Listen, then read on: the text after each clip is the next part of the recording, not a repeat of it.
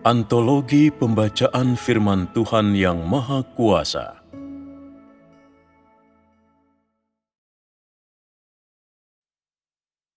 Engkau seharusnya tahu bagaimana seluruh umat manusia telah berkembang hingga hari ini.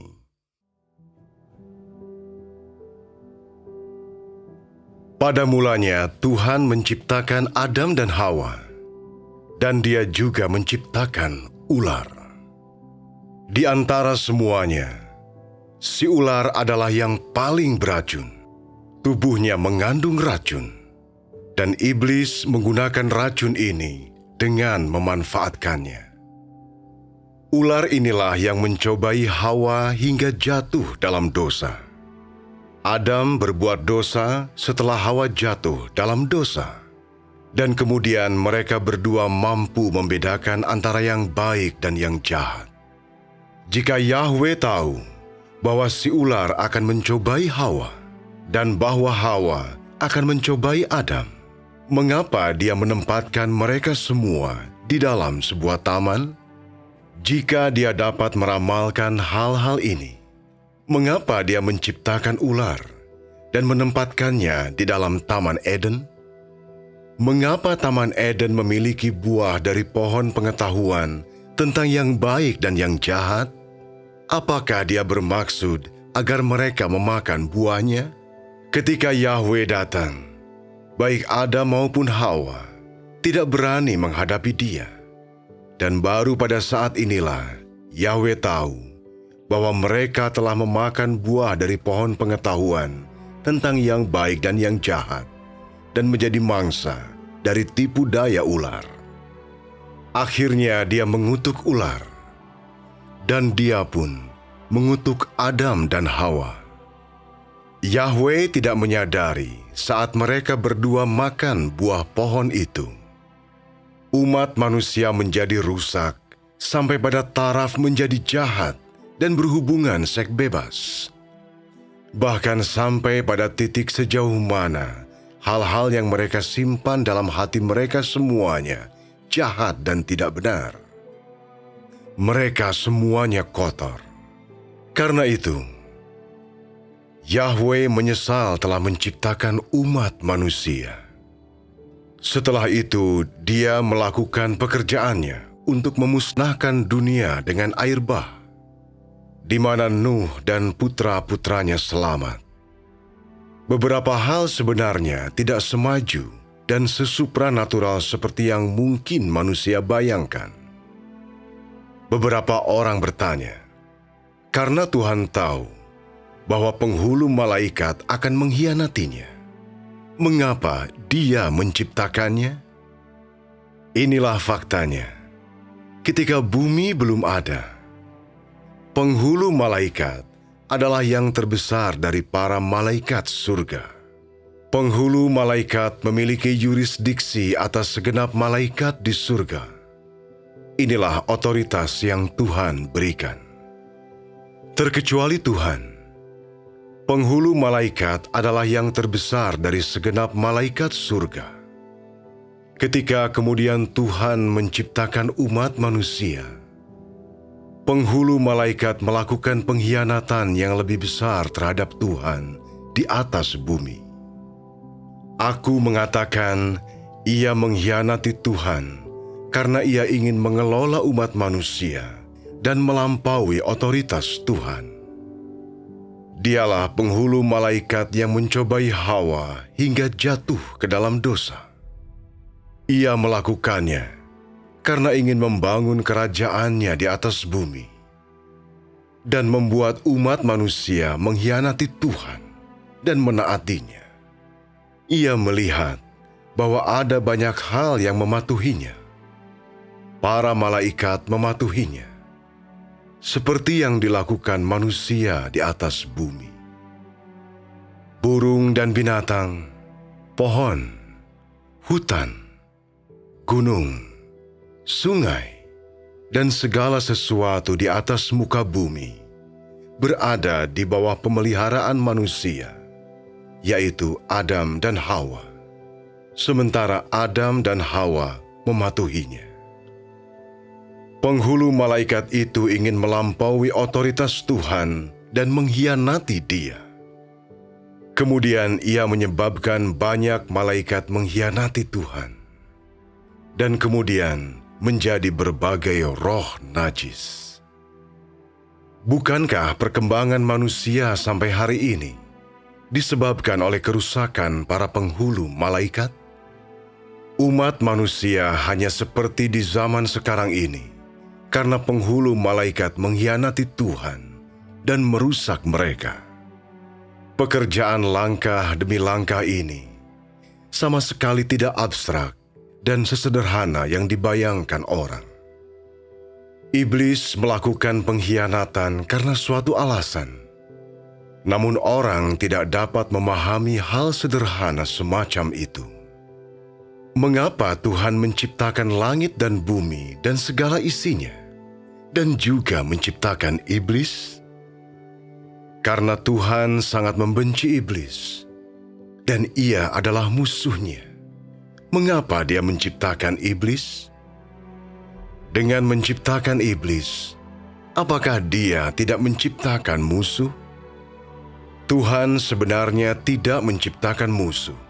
Sebaliknya, Dia menciptakan malaikat, dan kemudian malaikat itu mengkhianatinya. Status malaikat itu begitu tinggi, sehingga ia ingin mengkhianati Tuhan. Orang bisa mengatakan bahwa ini kebetulan, tetapi juga merupakan kecenderungan yang tak terelakkan. Ini mirip dengan bagaimana orang pasti akan mati pada usia tertentu. Segala hal telah berkembang ke tahap tertentu. Ada beberapa orang absurd yang berkata, "Karena iblis adalah musuhmu, mengapa engkau menciptakannya? Tidak tahukah engkau bahwa malaikat akan mengkhianatimu? Bukankah engkau bisa memperhatikan dengan cermat dari kekekalan hingga kekekalan? Apakah engkau tidak tahu sifatnya? Karena engkau jelas tahu bahwa iblis akan mengkhianatimu. Lalu mengapa engkau menjadikannya penghulu malaikat? Bahkan seandainya orang mengabaikan masalah pengkhianatannya, ia tetap memimpin begitu banyak malaikat dan turun ke dunia fana untuk merusak umat manusia. Sampai hari ini, engkau tidak dapat menyelesaikan rencana pengelolaanmu selama 6.000 tahun. Benarkah demikian? Tidakkah engkau menempatkan dirimu melalui lebih banyak kesulitan dari yang diperlukan? Yang lain lagi berkata, seandainya iblis tidak merusak umat manusia sampai hari ini, Tuhan tentu tidak akan menyelamatkan umat manusia dengan cara ini. Dalam hal ini, hikmat dan kemahakuasaan Tuhan tidak akan kasat mata. Di manakah hikmat-Nya akan terwujud dengan sendirinya? Jadi, Tuhan menciptakan ras manusia demi iblis. Di masa mendatang, Tuhan akan menyatakan kemahakuasaan-Nya. Jika tidak, bagaimana manusia akan menemukan hikmat Tuhan? Jika manusia tidak melawan Dia dan bertindak memberontak kepadanya, perbuatannya tidak akan perlu terwujud dengan sendirinya. Jika semua ciptaan menyembah Dia dan menaatinya, Dia tidak akan punya pekerjaan yang harus dikerjakan.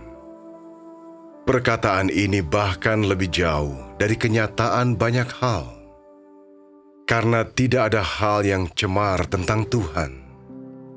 Dan karenanya, Dia tidak dapat menciptakan kecemaran. Dia menyatakan perbuatannya sekarang ini hanya demi mengalahkan musuhnya, menyelamatkan umat manusia yang Dia ciptakan, mengalahkan roh-roh jahat dan iblis yang membenci Dia, mengkhianati dan melawannya, yang berada di bawah kekuasaannya dan menjadi miliknya pada mulanya. Dia ingin mengalahkan roh-roh jahat ini, dan dengan melakukannya, juga menyatakan kemahakuasaannya atas segala sesuatu. Umat manusia dan segala hal di bumi pada masa sekarang berada di bawah wilayah kekuasaan iblis dan di bawah wilayah orang jahat. Tuhan ingin menyatakan perbuatannya kepada segala sesuatu, sehingga manusia dapat mengenal Dia, dan dengan demikian mengalahkan iblis dan sepenuhnya mengalahkan musuh-musuhnya. Keseluruhan pekerjaan ini dicapai melalui pengungkapan perbuatannya. Seluruh makhluk ciptaannya berada di bawah wilayah kekuasaan iblis. Dan karenanya, Dia ingin menyatakan kemahakuasaannya kepada mereka. Dan dengan jalan itu, Dia mengalahkan iblis. Jika tidak ada iblis, Dia tidak perlu menyatakan perbuatannya. Jika bukan karena gangguan iblis, Dia tentu akan menciptakan umat manusia dan menuntun mereka untuk tinggal di Taman Eden. Mengapa Dia tidak pernah menyatakan seluruh perbuatannya kepada para malaikat atau penghulu malaikat sebelum pengkhianatan iblis? Jika para malaikat dan penghulu malaikat telah mengenal Dia dan juga menaatinya sejak semula, Dia tentu tidak akan melakukan tindakan pekerjaan yang tidak berarti tersebut. Karena keberadaan iblis dan roh-roh jahat, manusia menolak Dia dan dipenuhi dengan watak pemberontak, sehingga Tuhan hendak menyatakan perbuatannya. Karena Dia ingin berperang melawan iblis, Dia harus menggunakan otoritasnya sendiri untuk mengalahkan iblis dan menggunakan semua perbuatannya untuk mengalahkan iblis. Dengan cara ini, pekerjaan penyelamatan yang Dia kerjakan di antara umat manusia akan membuat manusia melihat hikmat dan kemahakuasaannya. Pekerjaan yang dilakukan Tuhan saat ini bermakna dan sama sekali tidak menyerupai apa yang dikatakan beberapa orang. Bukankah pekerjaan yang engkau lakukan bertentangan? Bukankah rangkaian pekerjaan ini hanyalah pelaksanaan yang menyusahkan dirimu sendiri? Engkau menciptakan iblis, lalu membiarkannya mengkhianati dan melawanmu. Engkau menciptakan manusia, kemudian menyerahkannya kepada iblis, dan engkau membiarkan Adam dan Hawa dicobai. Karena engkau sengaja melakukan semua hal ini, mengapa engkau membenci manusia? Mengapa engkau membenci iblis? Apakah semua ini bukan perbuatan tanganmu sendiri? Apa yang membuat engkau benci? Banyak orang absurd akan mengatakan itu. Mereka ingin mencintai Tuhan, tetapi di dalam hati mereka mengeluh tentang Tuhan. Betapa bertolak belakang. Engkau tidak memahami kebenaran. Engkau memiliki terlalu banyak pikiran supernatural dan bahkan menyatakan bahwa ini kesalahan Tuhan. Betapa konyolnya engkau. Engkaulah yang mengutak-atik kebenaran. Itu bukan kesalahan Tuhan. Beberapa orang bahkan akan berulang kali mengeluh. Engkaulah yang menciptakan iblis, dan engkaulah yang menyerahkan manusia kepada iblis. Umat manusia memiliki watak iblis, bukannya mengampuni mereka. Engkau justru membenci mereka sampai taraf tertentu. Pada mulanya, engkau mencintai umat manusia sampai taraf tertentu. Engkau melemparkan iblis ke dunia manusia, dan kini engkau membenci manusia. Engkaulah yang membenci dan mencintai manusia. Apakah penjelasan untuk hal ini? Apakah hal ini bukan kontradiksi?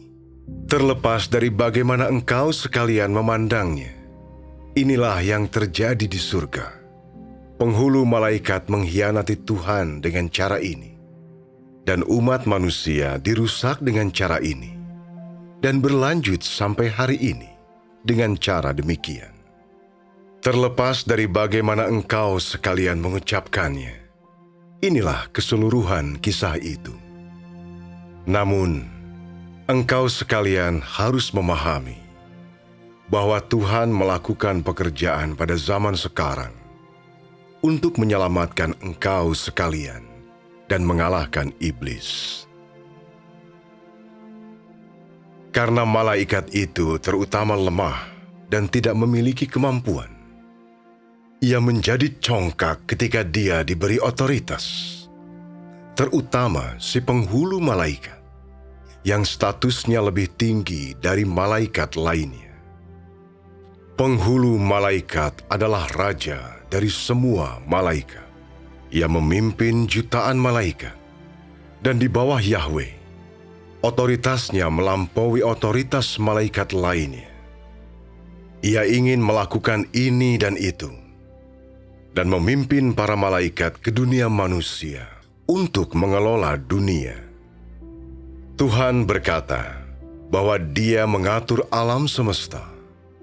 Penghulu malaikat mengatakan bahwa alam semesta adalah miliknya untuk diatur olehnya. Dan sejak itulah ia mengkhianati Tuhan. Di surga, Tuhan telah menciptakan dunia lain. Penghulu malaikat ingin mengatur dunia ini dan juga turun ke dunia manusia. Bisakah Tuhan mengizinkannya melakukan ini? Dengan demikian, Dia melemparkannya turun dan ke udara. Sejak itu ia merusak umat manusia. Tuhan telah mengobarkan perang melawannya demi menyelamatkan umat manusia. Dia telah menggunakan 6 milenium ini untuk mengalahkannya. Pemahamanmu tentang Tuhan yang Maha Kuasa tidak sesuai dengan pekerjaan yang Tuhan sedang kerjakan sekarang. Pemahamanmu itu tidak berfungsi dalam penerapannya dan sangat tidak masuk akal. Sebenarnya, Tuhan hanya menyatakan penghulu malaikat menjadi musuhnya setelah ia mengkhianatinya. Itu hanya karena pengkhianatannya, sehingga ia menginjak-injak manusia setelah tiba di dunia manusia. Dan karena alasan inilah, manusia berkembang ke tahap ini. Setelah ini, Tuhan bersumpah dengan iblis, "Aku akan mengalahkanmu dan menyelamatkan manusia, ciptaanku."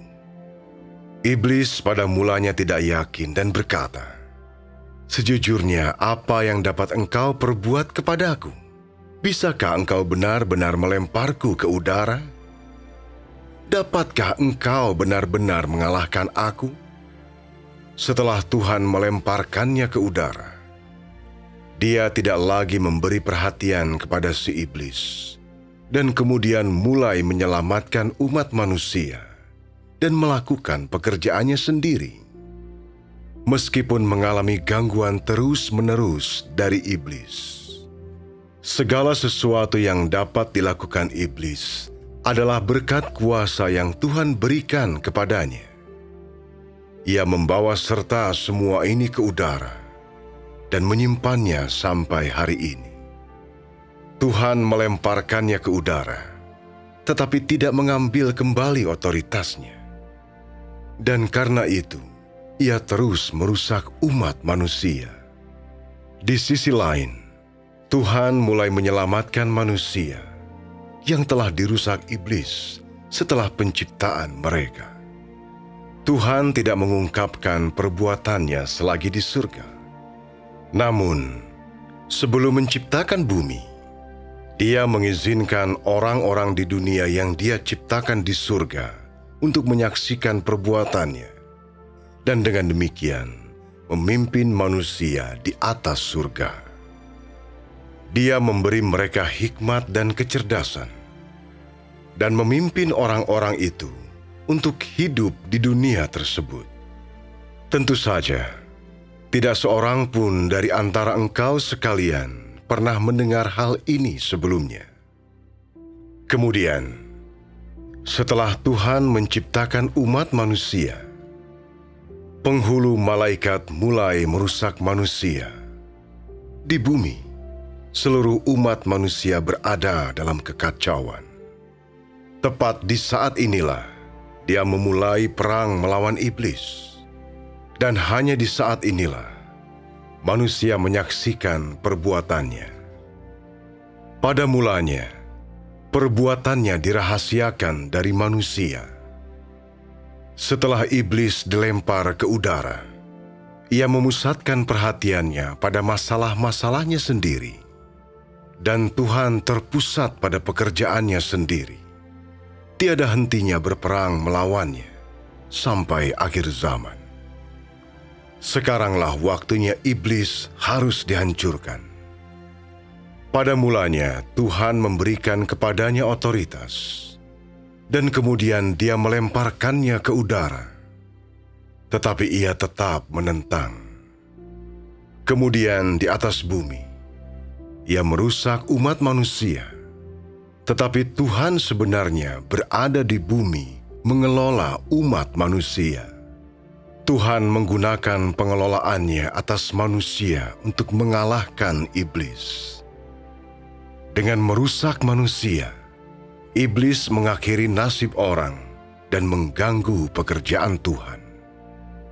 Di sisi lain, pekerjaan Tuhan adalah keselamatan umat manusia.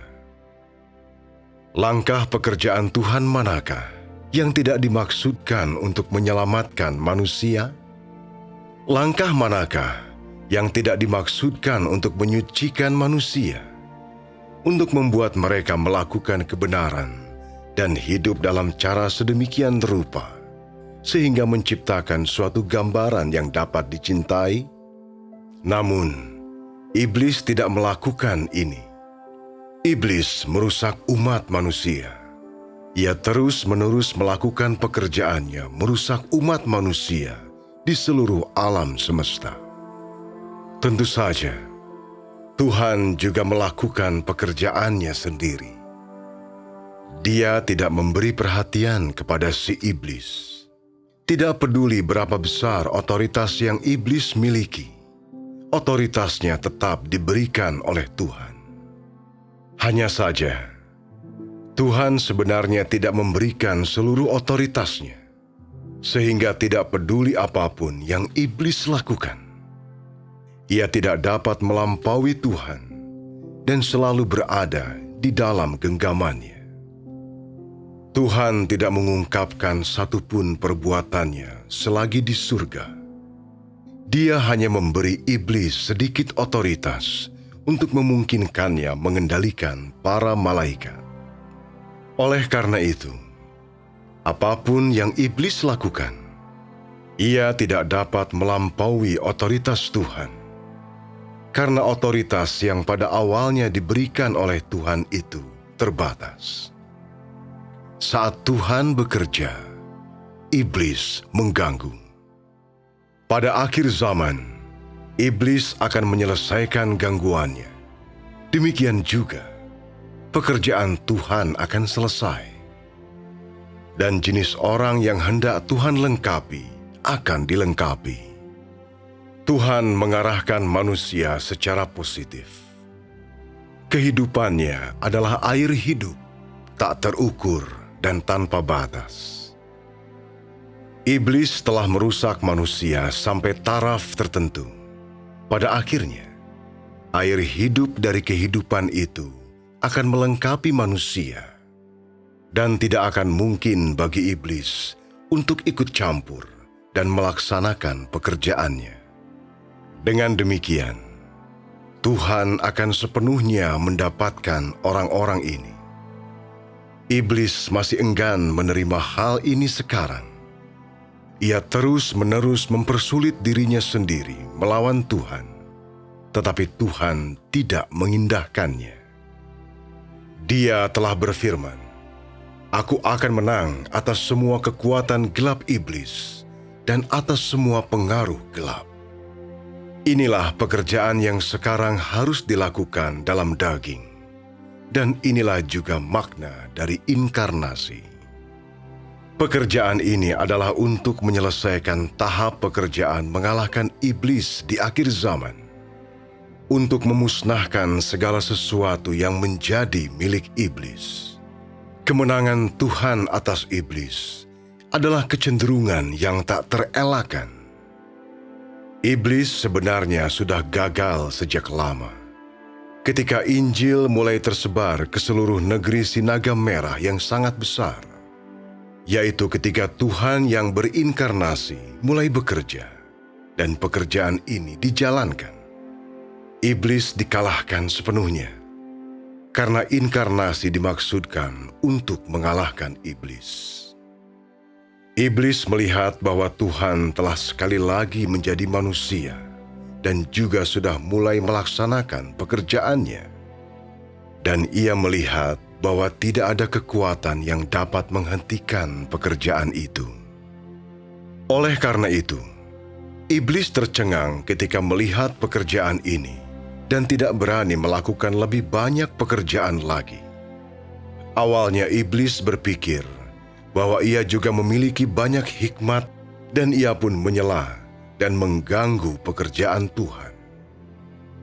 Namun, ia tidak menduga bahwa Tuhan telah sekali lagi menjadi manusia dan bahwa dalam pekerjaannya, Tuhan telah menggunakan pemberontakannya untuk berfungsi sebagai wahyu dan penghakiman bagi umat manusia. Dan dengan demikian menaklukkan umat manusia dan mengalahkan dirinya. Tuhan lebih bijaksana daripada iblis, dan pekerjaannya jauh melebihi dia. Oleh karena itu, sebelumnya aku menyatakan hal berikut. Pekerjaan yang kukerjakan dilaksanakan sebagai tanggapan terhadap tipuan iblis. Pada akhirnya, aku akan menyatakan kemahakuasaanku dan ketidakberdayaan iblis. Ketika Tuhan melakukan pekerjaannya, iblis mengekornya dari belakang. Sampai pada akhirnya, ia dihancurkan. Ia bahkan tidak akan tahu apa yang menimpanya. Ia hanya akan menyadari kebenaran itu setelah diremukkan dan dihancurkan. Pada waktu itu, ia sudah akan terbakar di lautan api. Tidakkah ia akan sepenuhnya yakin saat itu? Karena tidak ada lagi rencana jahat yang dapat ia pakai. Inilah pekerjaan nyata selangkah demi selangkah yang sering membebani hati Tuhan dengan kesedihan bagi umat manusia, sehingga peperangannya melawan iblis telah berlangsung selama 6.000 tahun. Hingga Tuhan berkata, "Aku tidak akan pernah lagi menciptakan umat manusia, juga tidak akan lagi memberikan otoritas kepada malaikat." Sejak saat itu, ketika para malaikat datang untuk bekerja di bumi, mereka semata-mata mengikuti Tuhan untuk melakukan beberapa pekerjaan. Dia tidak pernah memberi otoritas kepada para malaikat. Bagaimana para malaikat yang dilihat orang Israel melakukan pekerjaan mereka? Mereka menyatakan diri mereka dalam mimpi dan menyampaikan firman Yahweh. Ketika Yesus dibangkitkan 3 hari setelah disalibkan, para malaikatlah yang mendorong batu besar ke samping. Roh Tuhan tidak melakukan pekerjaan ini secara pribadi. Para malaikat hanya melakukan pekerjaan semacam ini. Mereka memainkan peran pendukung dan tidak memiliki otoritas. Sebab Tuhan tidak akan pernah lagi memberi mereka otoritas. Setelah bekerja selama beberapa waktu, orang-orang yang dipakai Tuhan di bumi mengambil posisi Tuhan dan berkata, "Aku ingin melampaui alam semesta. Aku ingin berdiri di surga tingkat ketiga. Kami menginginkan pemerintahan dari kekuasaan yang berdaulat. Mereka akan menjadi congkak setelah beberapa hari bekerja. Mereka menginginkan kekuasaan yang berdaulat di muka bumi. Mereka ingin membangun bangsa lain. Mereka menginginkan segala sesuatu ada di bawah kaki mereka dan ingin berdiri di surga tingkat ketiga.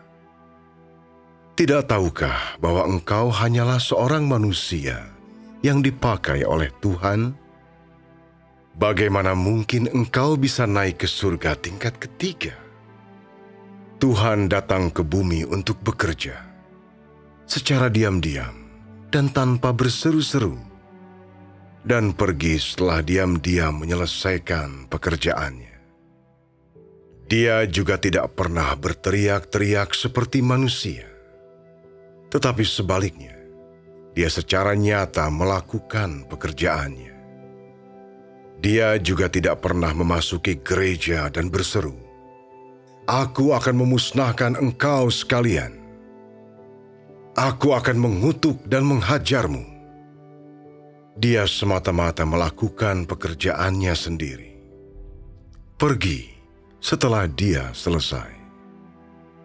Para pendeta saleh yang menyembuhkan orang sakit dan mengusir roh-roh jahat, mengajar orang lain dari mimbar, menyampaikan pesan yang panjang dan muluk-muluk, serta mendiskusikan hal-hal yang tidak realistis.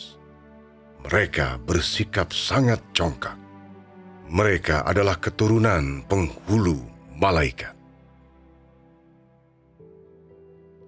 Usai melaksanakan 6.000 tahun pekerjaannya sampai hari ini, Tuhan telah mengungkapkan banyak perbuatannya, terutama untuk mengalahkan iblis dan menyelamatkan seluruh umat manusia.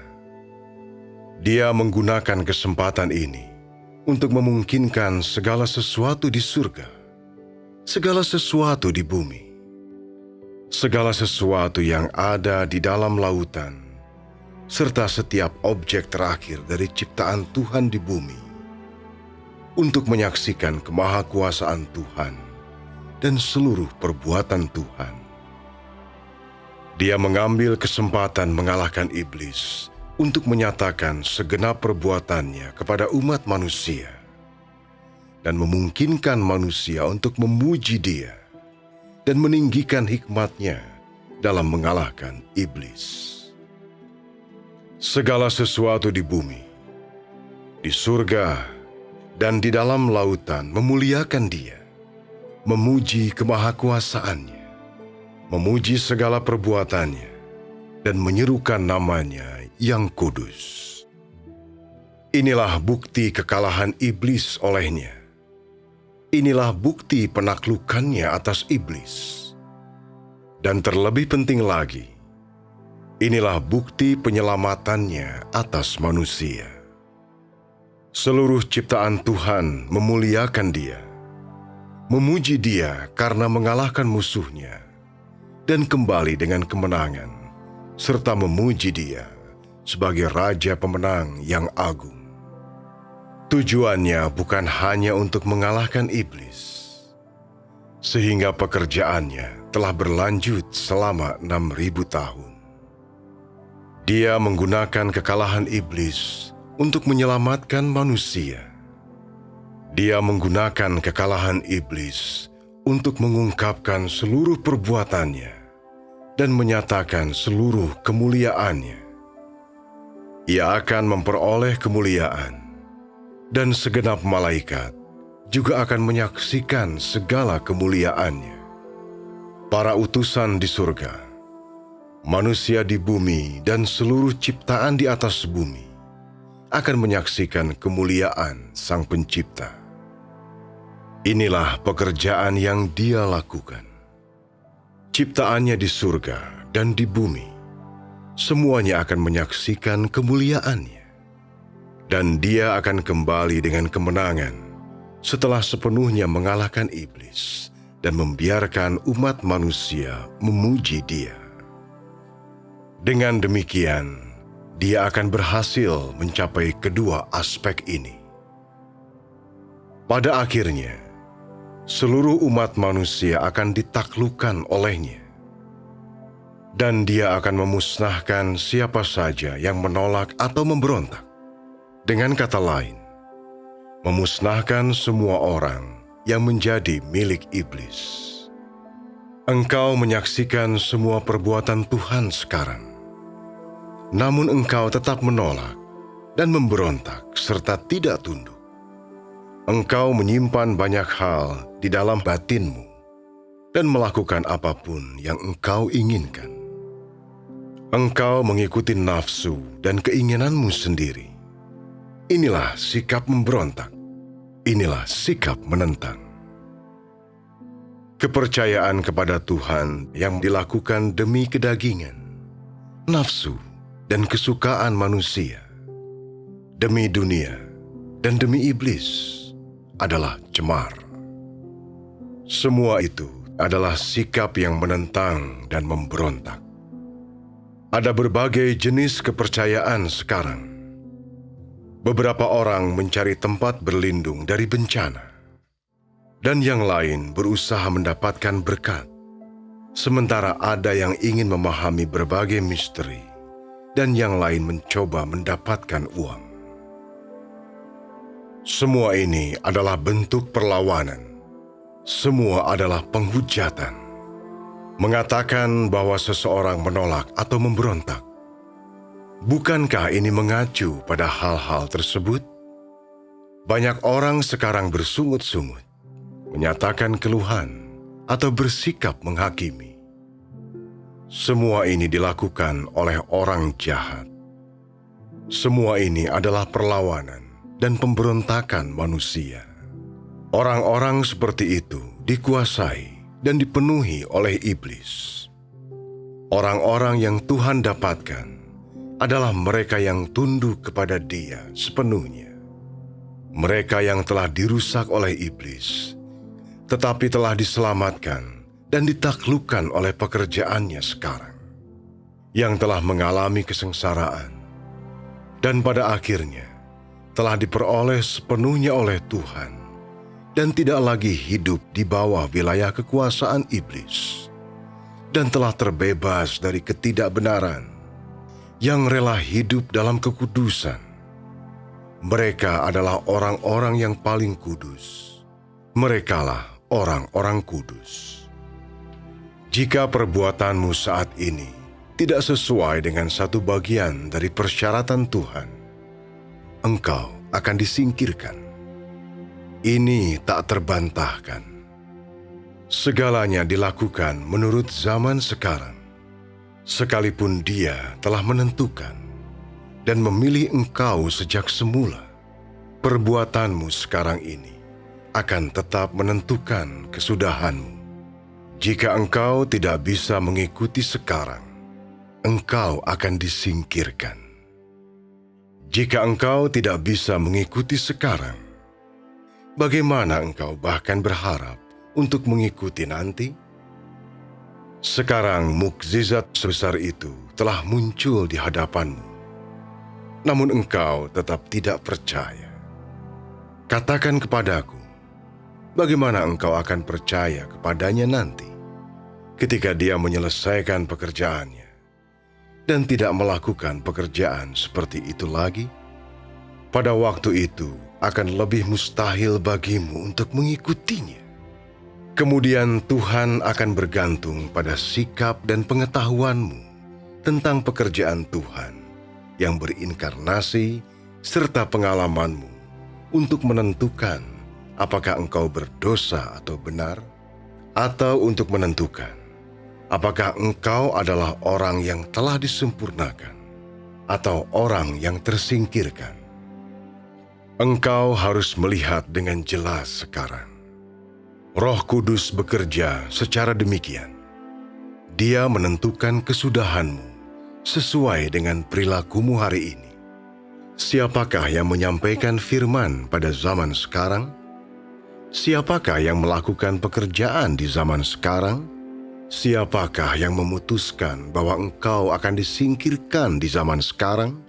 Siapakah yang memutuskan untuk menyempurnakanmu? Bukankah semua ini aku sendiri yang melakukannya? Akulah Dia yang menyampaikan firman ini. Akulah Dia yang melakukan pekerjaan ini. Mengutuk, menghajar, dan menghakimi manusia adalah bagian dari pekerjaanku sendiri. Pada akhirnya, menyingkirkanmu juga akan menjadi pekerjaanku sendiri. Semua adalah urusanku sendiri. Menyempurnakanmu adalah urusanku sendiri. Dan membiarkanmu menikmati berkat juga urusanku sendiri.